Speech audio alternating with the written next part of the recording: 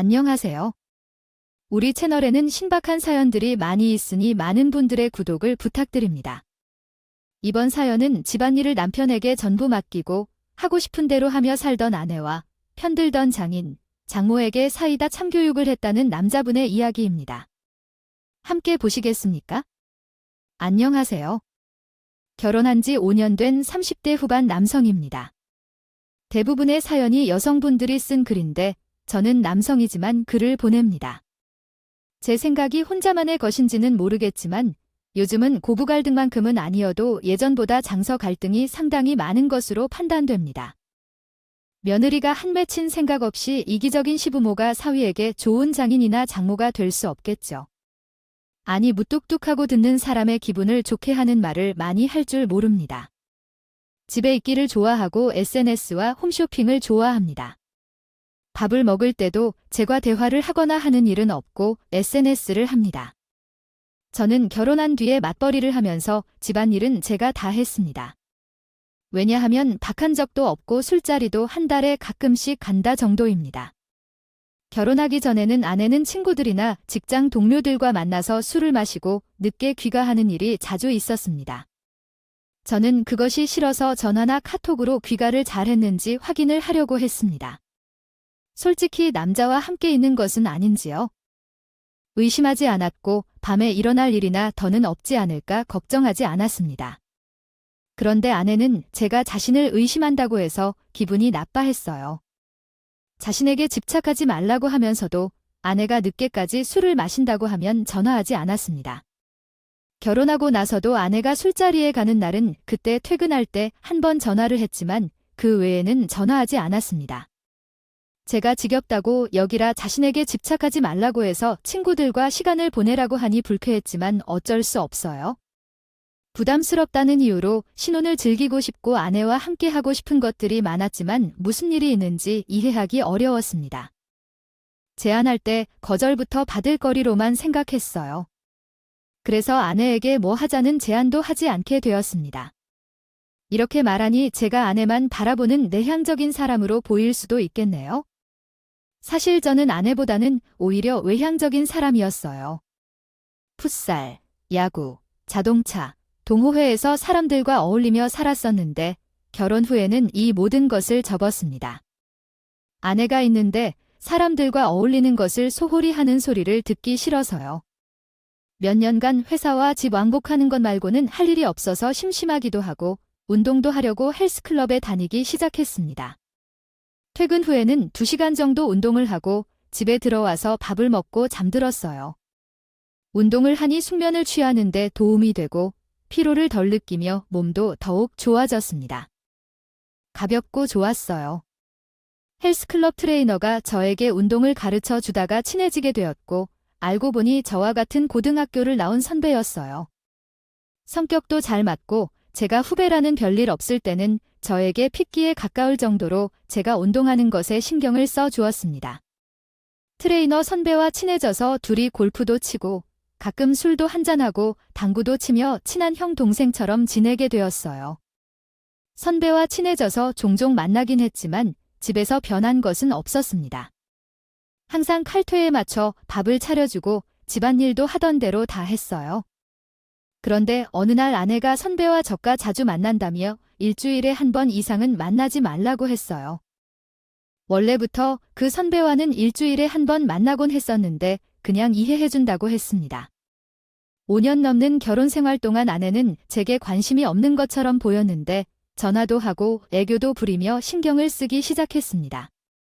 선배는 아내에게 잘하라고 하면서 아내가 바라는 대로 나와 만나 노는 것이 서운할 수도 있다고 하며 호프집에서 일어날 때 치킨을 포장해서 아내 갖다 주는 등 신경을 썼습니다. 운동을 하는 형인데도 말투가 교양 있고 어른스러우며 내 친형이 되었으면 하는 생각이 들 정도로 좋았습니다. 헬스클럽 다니기를 시작한 지 3개월 정도 된 시점에 아내는 나에게 그 선배와 만나지 말라고 소리치며 생활의 역학을 펼쳤다고 해요. 그러다가 제가 내 마음대로 행동하고 돌아다니는 동안 나는 친구 없이 당신만을 바라보며 살아가야 했기 때문에 슬퍼하고 불평했습니다. 그런 상황 속에서도 가끔 아내가 자기 마음대로 행동하면서 제게 애교를 부리는 정도였어요. 결혼 생활 동안 적응해 가면서 몰랐지만 외로웠던 것 같습니다. 외도는 양심적으로 할 수 없어서라도 친구와 어울리고 싶었던 것 같아요. 그래서 대화도 잘 통하는 선배와 만나는 것이 즐겁게 느껴졌던 것 같습니다. 그러던 중에 아내가 그 선배를 만나는 것을 막고자 몇 번 소리를 질렀습니다. 저는 싫다고 말했어요. 현재까지 친구들과 예전 동호회를 유지하고 싶다고요. 사람들과 연락이 모두 끊어진 상황에서 너만 불편함을 겪었는데 너는 핸드폰과 직장 동료, 친구들을 더 중요하게 생각하느냐고 물었습니다.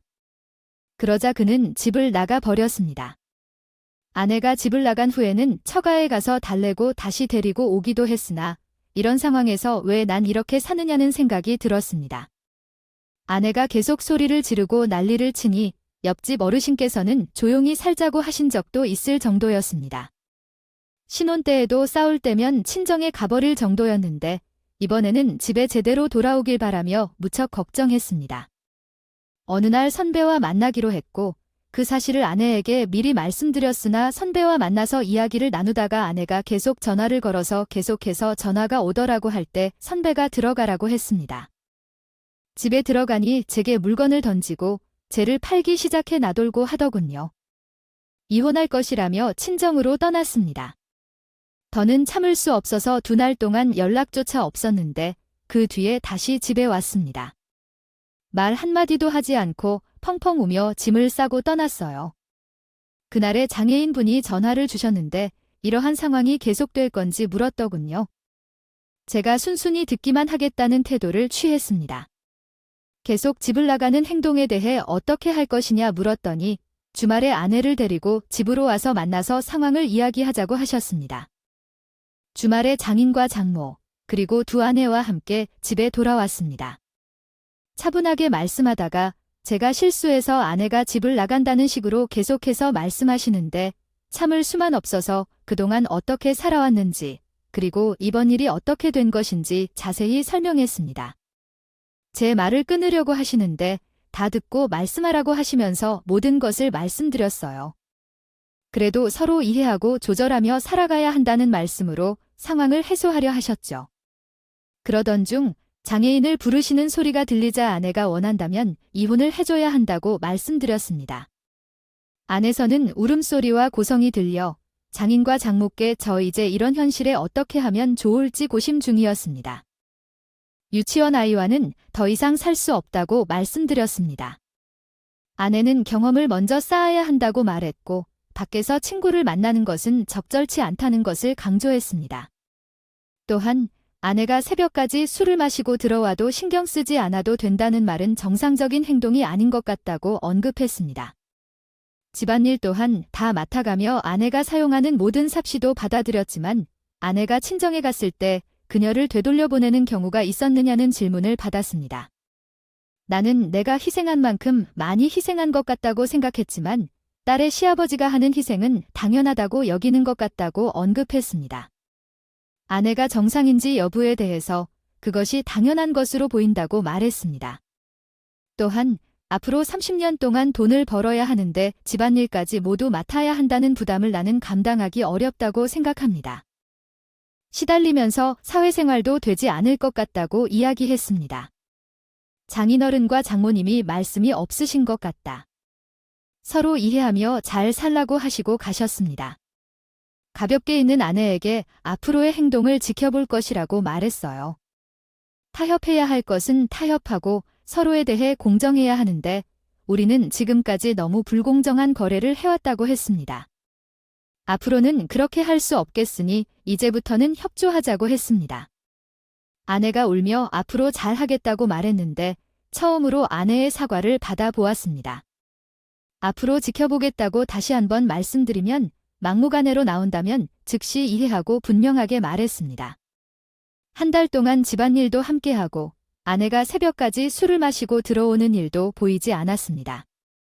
그 선배를 만나는 것에 대해서도 별말이 없습니다. 제가 속이 좁다고 하시면 할 말은 없지만 솔직히 지금도 완전히 마음이 풀리지 않았습니다. 깊게 고민하면 머리만 아파서 흘러가는 대로 살고 있네요. 아내가 예전 버릇이 나오면 바로 이혼할 것이라는 생각에는 변함이 없고요. 이런 생각을 가지고도 결혼 생활이 계속 잘 이어질지 모르겠는 상황인데 결혼 생활을 계속 유지하는 것이 맞는지도 잘 모르겠습니다. 친구도 없고 말할 곳도 없어서 이렇게 1인사의 하소연을 하고 갑니다. 많은 조언 부탁드립니다. 나는 되고 너는 안 된다는 마인드는 상대를 심하게 엿먹이고 하는 행동입니다. 그동안 수고 많으셨습니다. 여러분들의 조언이 많이 필요한 사정인 것 같습니다. 예비 신부로서 신혼 집 근처로 부모님이 이사 오시는 상황에 대해 어떻게 해야 할지 고민 중입니다. 오늘의 이야기를 함께 해볼까요? 안녕하세요. 여기는 대체로 선배님들이 활동하시는 공간으로 보이는데 제가 글을 써도 되는지 잘 모르겠습니다. 하지만 주변에 고민을 나눌 만한 경험이 풍부한 분들이 없어서 여기에 글을 남깁니다. 제 나이는 30살이고 결혼 예정인 예비 신부입니다. 얘랑과는 지인을 통해 만났고 현재 장거리 연애를 하고 있습니다. 서로를 만난 첫날부터 서로에게 반한 케이스인데요. 장거리 연애를 하며 사랑을 키워왔습니다. 서로의 집안 사정으로 결혼식을 1년 미뤄서 하기로 결정했고 동거를 시작하려고 합니다. 혼인신고는 곧 올릴 예정이며 우리 집은 항상 여유로운 상황이 아니었어요. 아버지는 백수기간이 많았고 어쩌다가 일하러 나가는 사람이었어요. 엄마는 항상 어렵게 일해서 우리 가족을 먹였습니다. 엄마는 많이 힘들어서 요즘 50대 후반인데 관절이 좋지 않아도 열심히 일하고 계십니다. 엄마는 부유한 집에서 자랐어요. 지금도 우리 외가는 잘 살고 계시는데요. 제가 들은 바에 의하면 부모님이 결혼하실 때 수도권 신도시의 외할아버지가 저희 부모님 신혼집을 선물해 주셨던 것 같아요. 그러나 아버지가 백수이면서 돈을 잘 쓰신다고 해서 왜 할아버지가 그런 지원을 해주셨는지요. 어릴 적에 저희 집이 불타난 적이 있다고 들었어요. 그때 나이가 5살까지였다고 해요. 그 후에 부모님과 저, 그리고 동생은 친할머니 집에서 살게 되었대요. 현재도 그렇게 살고 있고요. 제 여동생은 2년 전쯤 먼 곳에 사는 남자와 결혼하여 현재는 그의 고향에서 살고 있는 것으로 알고 있어요. 저 또한 대학을 졸업한 후에 작은 회사에서 일하며 집안을 도와왔답니다. 그래서 모은 돈도 많지 않아 예비 신부가 구해놓은 집에서 살림을 마련하며 합치려고 노력 중입니다. 예비 신랑은 저의 처지를 알고도 부모님을 도우려 한 적이 있어요. 엄마는 몰라도 아빠는 예비 신랑이 알고 있다고 해요. 도움을 계속 중요하게 바랄 한 번의 사람인 것을 알아주시기를 바랍니다. 또한 저는 딸인데요. 즉, 우리의 사정을 알고 우리의 돈으로 시작할 때 그냥 몸만 오라고 했는데 그것이 불가능했기에 제가 모은 몇백만 원으로 집 가전제품들을 구입하였습니다. 또한 외삼촌들과 이모들께서도 각각 한 가지씩의 가전제품을 해주셔서 예랑이의 사집을 거의 모두 채울 수 있게 되었습니다. 예랑이의 집으로 들어가면 몇 년 동안 아이를 낳지 않고 저는 직장 다닐 예정이며 함께 행복하게 살 것입니다. 사랑하는 예랑이와 한 달 뒤에 함께 살 수 있는 것이 기대되며 생각만으로도 정말 행복합니다. 그러나 지금 문제가 있습니다. 저희 엄마가 몸이 안 좋아서 일을 못하고 있고 아빠는 여전히 백수이십니다. 량이 집으로 들어오면 사실 저희 집에 경제활동을 하는 사람이 없어지는 거예요. 근데 얼마 전에 아빠가 저에게 말을 하셨는데 제가 예랑이와 함께 살기 시작하면 곧 엄마 아빠도 그곳으로 오게 된다고 하시더라고요.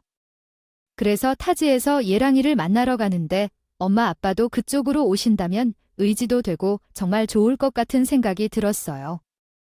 그래서 예랑이에게 말했더니 예랑이도 좋다고 하더라고요. 그러나 우리 부모님이 그렇게 오시면 우리도 열심히 일해서 당분간은 금전적으로도 도왔으면 하는데 말이에요. 그 말도 너무 감사합니다. 얼마 전에 외할머니와 외할아버지를 뵈러 갔다가 우리 상황을 이야기하고 찾았었는데 거기에서 막내 외사촌을 만났어요. 그래서 외할머니와 외할아버지와 이야기를 나누고 외삼촌과도 얘기를 나누었고 점심도 함께 했어요. 그러면서 제 상황을 말씀드렸더니 외삼촌이 표정이 좋지 않았대요. 혹시 내가 부자인 할아버지께 무얼 바라는 건가 하고 의심하는 것 같아서 기분이 나빠했어요. 저와 여량이는 정말 바라는 것이 없이 할머니와 할아버지께서 궁금해하실까봐 상황을 알려드리러 간 것뿐이에요. 그러던 중 외할아버지께서 마당에 무슨 일을 하러 나가셨을 때 예랑이가 도와준다고 함께 나갔었어요. 그때 외삼촌이 저에게 얘기를 하자고 했어요. 어떤 이야기인지 들어보셨나요? 외삼촌이 말씀하시길 우리 부모님은 우리 신혼집이 있는 지역으로 이사하려고 한다고 하셨는데요. 한번 봐주거나 안 볼까 말까 신경 쓸 일은 아니라고 생각했습니다. 계속 이야기를 들어보니 부모님이 저희가 사는 지역으로 오면 우리 엄마가 저의 삶과 가사일을 도왔으면 하는 노력을 할 것이라고 하셨어요. 외삼촌의 매형은 그렇지 않고 저희에게 도움을 주고자 할 거라고 합니다. 그리고 아버지가 엄마와 결혼한 후 집에서 도망가고 음주사고 등을 일으켜서 외할아버지에게 손 벌리게 했다고 이야기해 주었던 것입니다. 그리고 우리 외할아버지에게 아버지가 플라이티그조 스티브 헨리드 귤가 된 것까지 이야기해 주었다고 했어요. 우리가 살만한 집이 없냐고 여러 번 물어봤을 때요. 집을 도와주길 바랬던 거겠죠. 그러면서 왜 사촌은 말하길 너한테는 아빠니까 내용에 대해 더 이상 나쁜 얘기는 안 할게 근데 지금까지 일도 안 하고 우리 누나를 고생시키고 술에 취해서 마누라를 패고 장인에게 당당하게 손 벌리는 내용을 나는 용서할 수가 없다. 저런 사람의 딸이 결혼하는 집 근처에 살면 분명히 딸의 사위에게도 손 벌릴 거야. 그래서 네 신혼집 근처로 오지 못하게 라고 말하더라고요. 외삼촌의 그 말에 얼떨떨했습니다. 그 부분에 대해서는 제가 생각을 해보지 못했거든요. 외삼촌께서 큰 냉장고를 주셔서요. 감사의 말씀을 전하며 돌아왔습니다. 차 안에서 예랑이와 외삼촌이 한 대화에 대해 이야기해 보았는데요. 예랑이가 설마 우리 아빠가 그렇게 했냐고 하였습니다. 저도 그렇게 생각하지만 오히려 저나 예랑이보다는 왜 외삼촌이 아빠를 어렸을 때부터 더 많이 봤으니 외삼촌의 말을 무시할 수는 없을 것 같다는 생각이 들었습니다. 이것 때문에 요즘 고민이 많아졌습니다. 상황을 자세히 이야기하려다 보니 글이 길어졌네요. 엄마가 몸이 안 좋아서 일을 못하니 걱정이 많습니다. 가까이 살아있다 보니 뻔히 보고도 부모님께 안보태를 드릴 수 없을 것 같고요. 그러면 아빠는 외삼촌의 말대로 더 바랄지도 모르는 사람인 것 같습니다. 이러면 예랑이가 좋아하지 않을 것 같아요. 아빠는 일할 생각이 전혀 없는 것 같아요. 이제 와서 엄마와 아빠에게 제가 살 지역으로 오지 말라고 얘기를 하기도 하고 있어요. 너무 복잡해서 뭐가 뭔지 모르겠습니다. 제 상황에 대해서 어떻게 해야 할까요? 10분 있다면 있는 선배님들의 많은 조언을 부탁드립니다. 제 이야기 들어주셔서 감사합니다. 아, 정말 복잡하고 미묘한 일이네요. 연륜과 경험이 필요한 문제 같습니다. 여러분들의 좋은 판단을 부탁드립니다. 이번 사연은 악랄한 시모가 씨 아버지 돌아가시고 자식들에게 조차 외면당하고 있다는 사연인데요. 함께 보시겠습니까? 안녕하세요. 직장 다니며 아이를 키우고 있는 여자입니다. 가족 갈등으로 시댁과의 인연을 끊은 후에 최근 시아버지께서 많이 아프시다는 연락을 받았습니다. 결혼 후 시어머님의 신랄한 말과 행동으로 상처를 많이 받고 지냈습니다. 너무 많은 일이 있어서 적으면 끝이 없을 것 같습니다. 부모 형제가 없는 저는 어릴 때 교통사고로 부모님이 돌아가시고 오빠 또한 암으로 세상을 떠나셨습니다. 몇 년간 아픔을 겪은 오빠이지만 저가 어른이 될 때까지 옆에서 지켜주신 것은 지금 생각해도 제게 큰 의지가 되었습니다. 이렇게 부모님과 오빠가 돌아가고 나니 해서 보험금을 받아 학교에 다니고 공부했습니다. 같은 회사에 다니던 동료 직원이 자신의 오빠를 소개해 주었습니다. 그때 소개받은 남자가 지금의 남편입니다. 그 동료 직원은 이제 제 시누이가 되었어요. 시어머니와 연락을 끊고 살고 있습니다. 저와 시누는 이제까지도 친구처럼 자매처럼 서로를 이해하고 아끼며 살고 있어요. 결혼 승낙을 받으러 갔을 때 시아버지는 제가 잘한 이야기를 듣고는 제 손을 꼭 잡아주시며 이제부터 내 작은 딸로 살라고 말씀해 주셨습니다. 그 외에도 열거할 수 없이 큰 사랑을 주셨습니다. 시아버지는 시어머니가 괴로워하는 저를 보며 언제나 미안하다는 기색을 감추지 못했습니다. 말씀하신 분은 결국은 남편에게 시어머니의 발길을 끊으라고 먼저 말씀해 주신 분이십니다. 시어머니는 여러 가지 이유로 저를 탐탁지 않게 생각하셨는데 그 이유 중에서도 제가 고아라는 것을 마음에 들어하지 않았습니다. 시어머니께서 저에게 하신 말씀들은 지금 생각해도 참 아픕니다. 집 가족 잡아먹은 년이 내 아들이라고 못 잡아먹겠냐는 말씀을 하신 적도 있고 가족의 피가 묻은 돈으로 공부했다는 말씀을 하신 적도 있으니 시어머니가 어느 정도의 사람인지 짐작하실 것이라 생각합니다. 시어머님의 막말과 괴롭힘이 저에게 가해질 때마다 남편 신우 시아버지는 시어머니께 강하게 대처해 주었습니다. 지금 생각해보면 그래서 시어머니는 저를 더 미워했는지도 모르겠네요. 시댁과 연을 끊게 된 계기는 아이 문제였습니다. 저희 아이는 아기 때 순하고 느린 아이였습니다. 신우는 저희 아이가 끼만 하면 10명도 키울 수 있다고 할 정도로 순하고 이해심이 깊었어요. 그런 손주를 시어머니는 답답해하셨습니다. 아장아장 걷는 때 아이가 답답하다고 소리를 질렀던 적이 여러 번 있을 정도였습니다. 할머니가 손주에게 어떻게 그러실 수 있을까 하는 생각이 들어도 전할 말 한마디 하지 못했습니다. 제가 얘기를 하기 전에 시아버지, 남편, 신우가 시어머니에게 뭐라고 해주었거든요. 그때 배 문제가 다른 시댁 식구들이 없는 때였습니다. 어린이집에 다니는 아이가 감기에 걸려 그날 어린이집에 보내지 못하게 되어 어쩔 수 없이 시댁에 맡겨야 하는 상황이 발생했습니다. 마음이 놓이지 않아 회사 사정을 설명하여 반차를 쓴 뒤 시댁에 도착했는데 시어머니가 아이를 소리 지르고 계셨습니다. 불행히도 시아버지는 집에 계시지 않았습니다.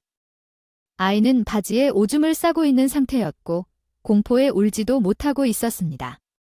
분노가 솟았지만 시어머니에게 부드럽게 말해 아이를 너무 강하게 대하지 말라고 권유했더니 시어머니께서는 너는 부모가 일찍 돌아가셔서 밥상머리 교육이 덜 되어서 그따위냐고 말씀하셨습니다. 이에 아이의 옷을 갈아입고 위로해 주었습니다. 나는 어머니와 큰 소리를 내며 다퉜습니다. 어머니는 접시를 던지고 아이를 안고 어머니의 머리카락을 잡혀 끌려 깨진 접시 조각을 밟아 양쪽 발을 다 찢었습니다. 살아야겠다는 생각으로 신발도 신지 못하고 아이를 안고 나와서 지나가는 사람에게 전화를 빌어 남편에게 전화했습니다. 이 사건을 계기로 시댁과 연락을 끊었고 밤낮으로 전화를 하며 집까지 찾아와서 욕을 하던 어머니 때문에 전화번호도 바꾸고 이사를 했습니다. 동일한 회사에 다니는지라 그런지 회사까지 찾아오지 않아서 다행이었습니다. 그 이후로 남편을 통해 어머니만 가끔 만나며 생활해왔습니다. 그러던 중 어머니가 쓰러졌는데 뇌출혈이라고 하더군요. 며칠간 호전되고 있다는 말이 들렸지만 어느 날 위중하시다는 연락을 받았습니다. 남편은 시어머니와 제가 마주치는 것을 원치 않는다며 혼자 다녀오겠다고 했고 신우도 저에게 전화를 해서 오지 말라고 했습니다. 나는 잠 한숨 못 자고 밤을 지새웠습니다. 이런 상황에서 남편이 집을 나설 때 시어머니를 뵙고 싶지 않다는 마음 때문에 따라 나서지 못한 나 자신이 너무 못했다는 생각이 들어 밤새 자책을 했습니다. 부모님 이상으로 사랑을 주신 시아버지께 은혜를 원수로 갚는 것 같은 나 자신이 무슨 때나 너무 못했다는 생각이 들어 자책하며 밤을 새웠습니다. 결국 시아버지가 이대로 눈을 감으시다. 하늘나라로 가면 나의 부모님과 오빠는 나 때문에 상처받을 것 같아 너무 괴로웠습니다. 다음 날 아침 아이를 어린이집에 두고 회사 일정을 알렸고 아버지를 보러 병원에 달려갔습니다. 버스를 타자마자 눈물이 나며 아버지에게로 뛰어갔습니다. 시어머니를 마주하든 안 하든 신경조차 쓰지 못했습니다. 시어머니가 괴롭히는 동안 나를 위로하고 감싸주시던 아버지의 눈치를 쐴 수 없었습니다. 만약 아버지가 떠나실까봐 병원에 도착하기 전 버스에서 내려 정신없이 뛰어가 아버지에게 말했습니다. 제가 아버지를 못 만나 죄송해하는 마음으로 고통 속에서 평생을 살 것을 걱정했습니다.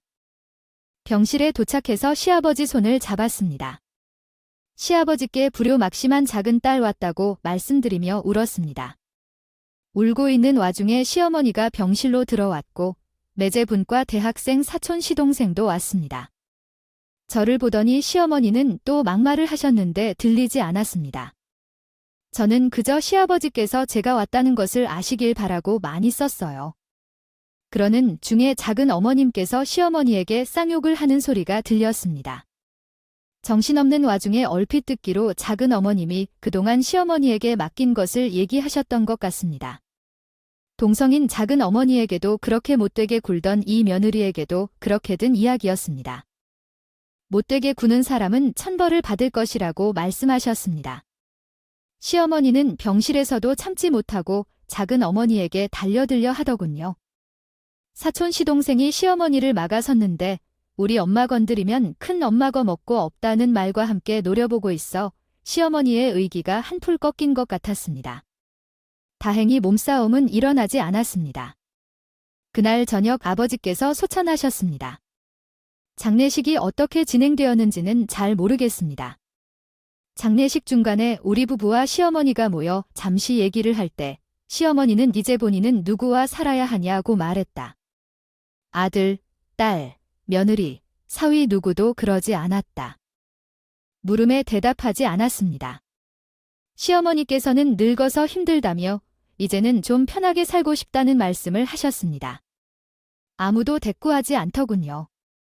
언제나 표정이 슬픈 시어머니의 모습을 처음으로 봤습니다. 그렇게 시아버지의 장례식이 끝난 후부터 지금까지 저희 부부는 시어머니를 돌보면서 함께 살아오고 있습니다. 시어머니가 혼자 지내는 모습을 아이에게 보여주는 것이 마음에 걸리지만 어쩔 수 없다는 생각이 드네요. 언젠가 어머니가 돌아가셔도 전한테 간절한 상태로 남을 생각입니다. 만약에 제가 나쁜 며느리로 욕을 먹는다면 그냥 그런 대로 살아갈 생각입니다. 한동안 아버지를 그리워하며 멍한 채로 살게 될 것 같습니다. 제 이야기를 들어주셔서 감사합니다. 시어머니는 정말로 지독하게 못된 사람인 것 같습니다. 시모에게 받은 상처가 평생 가시로 남을 것이지만 큰 사랑을 보여주신 아버님을 추모하며 이겨내시길 바랍니다. 이번 사연은 며느리 혼자 쟤를 내상 차리고 방에 들어가 쉬고 있던 심화신호를 시원하게 응징한 며느님의 사연입니다. 함께 보겠습니다. 안녕하세요. 외모 우리 생활 3년차 변을 하는 이입니다. 명절 제사 때마다 이혼이라는 단어가 머릿속에 떠오르곤 했습니다. 시댁에 다녀오고 며칠 지나고 나면 또 자상하고 친정에 잘하는 남편 때문에 이혼이라는 단어가 머릿속에서 사라졌어요. 친정에 가면 친정 부모님과 몇 시간이고 재미있게 대화하는 남편입니다. 저는 시댁에서 9억 원 되기 마련을 하지만 남편만큼 시어머니와 신랑을 즐겁게 해주지는 못했습니다. 시어머니는 무뚝뚝하지만 며느리에게 큰 소리를 하시는 분은 아닙니다. 감정 표현도 잘 안 하시는 분이신데 며느리보다는 자식들을 우선시하는 것은 확실합니다. 신호는 마치 뇌 필터가 없는 사람처럼 말을 합니다. 이럴 수도 있고 저럴 수도 있는 이야기에서 꼭 반대로 말하는 사람입니다. 예를 들면 제가 신우와 여기 중에 제 친구가 엄청 부잣집 딸인데 별로 꾸미지도 않고 후줄근하게 다니고 있습니다. 성형을 전혀 안 했더라고 했는데 자기 주변의 부자들은 더 잘 꾸미는다고 말하는 거네요. 직장에서 아랫사람들을 괴롭히고 윗사람에게 아부하는 불운한 사람이 있다고 했던 이 사람이 크게 사회생활을 잘한다는 건가요? 신우는 대화의 맥을 끊어버리는 사람인 거고 신우가 완전히 틀린 말을 하는 사람이라고 보기는 어렵지만 대화하기 싫고 은근히 불운하고 그런 스타일이네요. 신우가 어떤 얘기를 하면 나도 객관적 입장에서 반대 의견을 표현하게 되더군요. 그러면 다시 자기 말이 옳다고 빠지게 됩니다. 1년 넘게 신우를 겪어본 결과 신우는 자기는 잘나서 다른 사람을 깔아 뭉개로 보입니다. 도 된다는 사고를 가진 사람이라는 결론이 났습니다. 그래서 그 후로는 그냥 시노랑을 하게 되었어요. 명절 전날 신우는 자기 시댁에 안 가는지 꼭 시댁에 있더라고요. 제가 혼자 차례 음식을 하고 있으면 시어머니는 중간중간 감독해고 신우는 방에 틀어박혀 있다가 한 번씩 나와서 전을 집어먹고 다시 방으로 들어갔습니다. 남편은 친구들을 만나러 나가면 명절 음식은 저 혼자 다 맡게 되는 것이었어요. 명절에 한 번은 시댁에 왜 안 가는 것이냐고 물어본 적이 있습니다. 시댁에서 시집살이를 시켜서 사이가 안 좋아졌나 해서 물어본 것이 아니라면 55편을 들어주려고 꺼낸 말이었어요. 신우는 명절에 며느리라고 부르는 것이었어요. 꼭 시댁에 가야 하는 것이라고 신경질을 내듯이 말했더군요. 그 말이 웃겨서 제가 또 웃었는데 그에게 왜 신경 쓰느냐고 물었더니 형님은 이렇게 친정 해마 있는데 저는 여기서 뭐 하고 있는지 모르겠어요 라고 대답했더니 신우의 동공에 지진이 일어났다고요. 점점 신우를 겪을 때마다 벽에 더 많이 부딪힐수록 신우는 외모를 열심히 꾸미고 이빨을 소리내어 자신시키는데 그렇지? 생각했던 것보다는 멍청한 사람으로 생각했습니다. 시어머니 생신이나 어버이날 같은 날 외식을 했을 때 남녀 평등을 외치던 신우는 결코 식사 비용을 나누는 법을 모르는 것이었습니다. 잘 먹었다는 한마디도 해주지 않았고요. 돈의 문제가 아닌 그렇게 남녀 평등을 전파하는 것이었습니다. 아들이니까 외치는 것은 우리가 식대를 계산해야 한다고 생각하는 신우이를 신미웠습니다. 남편에게 이런 것들을 말하면 무엇이 그런 것을 가지고 하는지 혼자 쿨한 척을 하다 보니 나 혼자 속이 좁은 것 같아 정말 이러지도 못하고 애처로운 모습을 보일 수도 없으면서도 스트레스가 난다. 지난주에 고조부님의 제사가 있었어요. 그날 시어머니 목도리를 사가서 갔습니다. 시어머니가 새벽 기도를 드시는 것을 좋아하실 것 같아서 구입한 것이었어요. 신혼부부가 와서 점심을 차려 먹고 하루 종일 저는 내상을 준비하느라 주방에서 바쁘게 지냈습니다. 점심을 먹고 남편과 시매부는 밖으로 당구를 치러 나가는데 시어머니는 역시나 안방에서 나오지 않으셨어요. 이게 정말 무엇을 하는 행동인지 생각이 들었습니다. 내 아버지나 할아버지를 낳아주신 분도 아닌데 왜 그분의 제사 음식을 차리고 그분의 상징적인 집게를 집게로 사용하고 있는지 이해가 되지 않았습니다. 그리고 더 화가 나는 것은 시댁 식구들이 이 상황을 당연시 여기고 있다는 것이었습니다.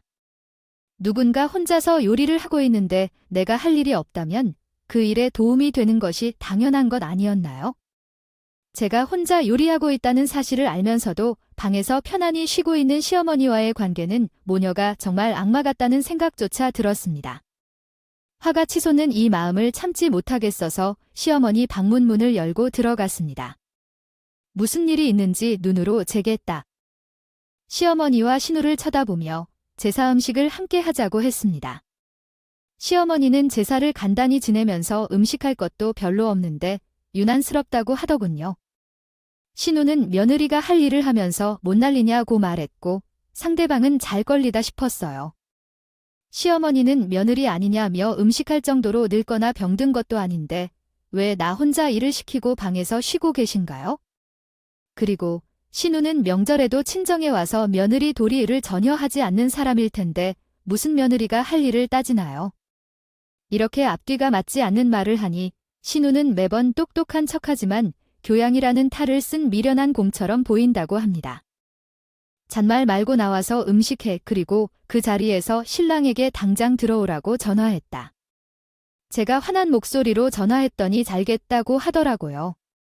시어머니와 신우를 번갈아 보면서 제가 제사상에 올릴 음식 반 이상 만들었으니 남은 것은 남편이 들어오면 함께 하라고 했습니다.